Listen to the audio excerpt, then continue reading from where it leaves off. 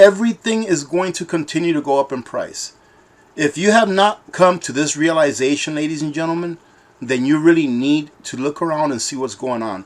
Hello YouTubers, Alaska Prepper here. Well, ladies and gentlemen, today I'm going to talk to you about some more price inflation that I see coming down the pike. I've got a couple of short articles to go over with you so that you can be informed as to what you need to get now, ladies and gentlemen. This is the time to stock up, ladies and gentlemen. You've heard me say this 1,000 times, but it seems that it's crisis after crisis after crisis. And all of these small crises put together is going to result in us paying a lot more for the things that we need on an everyday basis. So I couldn't recommend more that we stock up, that we get those things that we need now, because they're only going to go up in price, ladies and gentlemen. Anyone here that thinks that prices are going back down, boy, you really need to take a look and see what's going on. You know, they had the Fed meeting yesterday, the FOMC, and it seems that the Fed is going to start to tighten. And only because the Fed is going to start to tighten, ladies and gentlemen, and for those of you that don't understand what that means, is that the Fed right now, for the last year or so, or more than a year, they've been buying bonds from the government and they've been buying mortgage-backed securities from the banks. Pretty much junk bonds they've been buying, right? So that's inflationary. When they start to tighten is when they actually start to sell those bonds back into the market and they stop buying bonds or treasury notes from the US government. That is going to cause a deflationary crisis. However, I believe that we will have deflation and inflation at the same time. We may have deflation as far as the money supply goes, but the inflation in the price of goods will continue to go up, ladies and gentlemen. And this is one of the reasons right here. The bird flu is back in the US. Should you worry? I would say you don't really have to worry, go crazy about it. However, you should be prepared. You should take a look at this and say, will it hurt if I buy a few more number 10 cans of powdered eggs? Would it hurt if I buy some extra dry milk now, that I can get it now at this price, instead of waiting 2 or 3 or 6 months in advance in order to get it then, and then finding out that you're paying 20-30% more? Same thing with lumber. Right? I don't have an article to go on with lumber, but the lumber prices have come down dramatically, but they're still about 3 times higher than what they normally were a couple of years ago.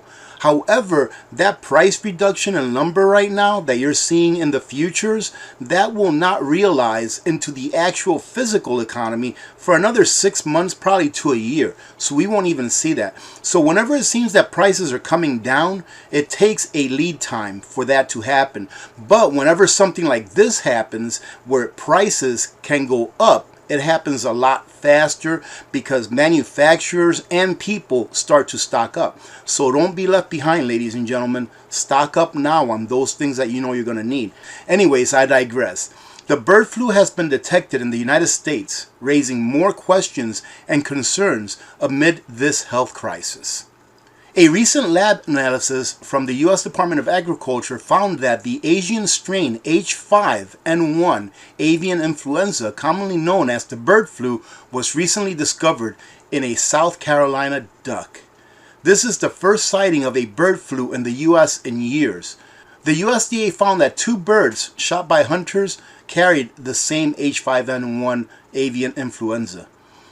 Officials are warning hunters to be wary of potential bird flu symptoms in their flocks as they monitor the potential outbreak of the avian influenza. Now, yesterday I put a very short video on the Alaska Prepper News channel showing just how many birds have been killed or died worldwide just in the past couple of months, ladies and gentlemen. I think it was over 8 million. Now, that was outside of the borders of the United States. If something like this happens where it spreads within the U.S., then, ladies and gentlemen, it will probably be catastrophic for the poultry egg industry as well. Why it matters? It's far too soon to say whether the arrival of this virus in the U.S. is a blip, an imminent danger to agriculture, or a zoonotic pathogen probing for a path to attack humanity.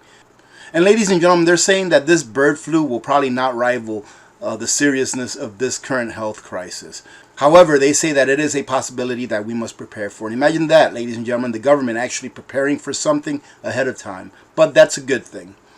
The risk is always there and is always substantial, and as long as humans are in close contact with birds, then the risk of an event during which high pathogenic avian flu will infect a human and will become transmittable between humans is always possible. Alright, ladies and gentlemen, so what's the moral of the story? Stock up on your meats now. Not only stock up on, beef and pork and stuff like that, but if you eat chicken, stock up on chicken. What's it going to hurt? That you're going to get it at a cheaper price today, that you're going to be able to get it? That's if you can even get it. The last couple of times that I've been to Costco, the chicken section was like completely wiped out. Like not one pack of chicken in there at all. So even if you can get it, stock up on these things now. More so that you know that you're going to be paying a lot higher prices here coming later on in the future. Now let me go ahead and show you a new article that just came out telling us that the price of milk is going to go up. Milkflation fears mount as supply dwindles, Dairy Group warns. Today, breakfast foods are becoming expensive as food inflation soars to a decade high. Earlier this week, we noted how orange juice prices are rocketing higher due to supply woes in Florida. I believe that Florida is getting a freeze too, ladies and gentlemen, so it's going to get even worse. Their orange crop is probably going to be the worst that it's been in years. Now consumers must prepare for milk inflation, ladies and gentlemen, or as they say here, milkflation. The dominant features of the basic U.S. dairy situation continue to be tighter milk production, record export volumes, higher prices, sluggish domestic consumption, and dropping inventories. Total dairy cows and total milk production in the United States were both lower than a year earlier during the September to November rolling quarter. They say here that December prices for non-fat dry milk and dry whey were the highest monthly prices since 2014. And December butter and cheese prices were all among the highest observed during all months since the beginning of the year 2000, ladies and gentlemen. The highest butter and cheese prices in the last 20 plus years. The long period of tough market conditions from 2014 until recently constitutes a major reason for the production contraction that's driving the current situation. Ladies and gentlemen, what's the moral of the story again? Milk is going to go up in price. Everything is going to continue to go up in price.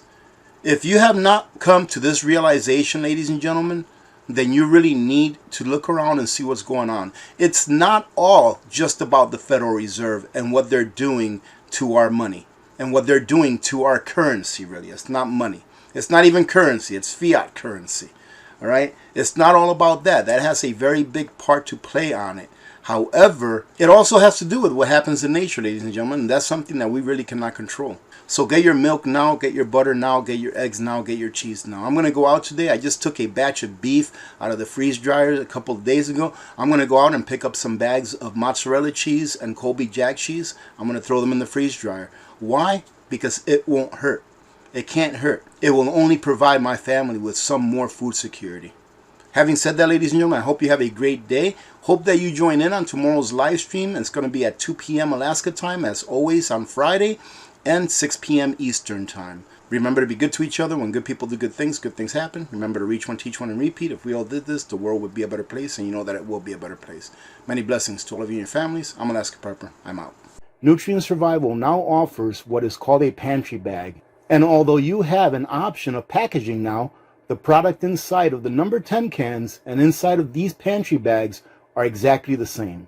It's just a different packaging. So why did Nutrient Survival decide to go with a different packaging? Well, for a couple of reasons. These pantry bags are specifically for those of us who eat Nutrient Survival on a regular basis.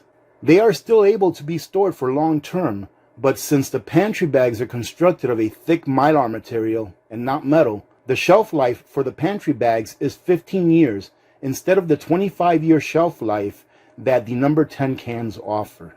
Now here is where the money savings comes in, ladies and gentlemen.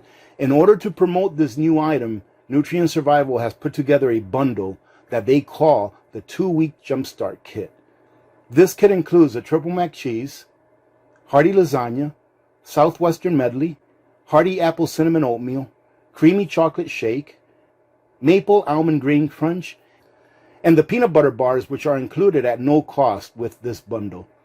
After doing some math, if you were to purchase this exact same kit at the same price that you would pay for the number 10 cans, you would be paying about $25 more for the same amount of servings of all of the products offered in this kit. So pretty much, ladies and gentlemen, if you were to buy the exact same amount of product, the number 10 cans, you'd be paying about $25 more. And not only are you saving $25 by purchasing the pantry bags, but since Nutrient Survival is giving away the peanut butter bars with this purchase, you save an additional $35 for a total of $60. And we can't forget about my AP10 code, ladies and gentlemen. If you use my link combined with the AP10 code at checkout, you will save an additional 10% or $26 off your purchase price for a total of $86 in savings. I think that's awesome. And that equals to about 29% in savings should you compare it to buying number 10 cans, ladies and gentlemen. I hope that you take advantage of this awesome savings, because this is a great savings. So whether you're digging in or bugging out, you don't just survive an emergency situation, you thrive in it. Nutrient Survival. Feed your freedom.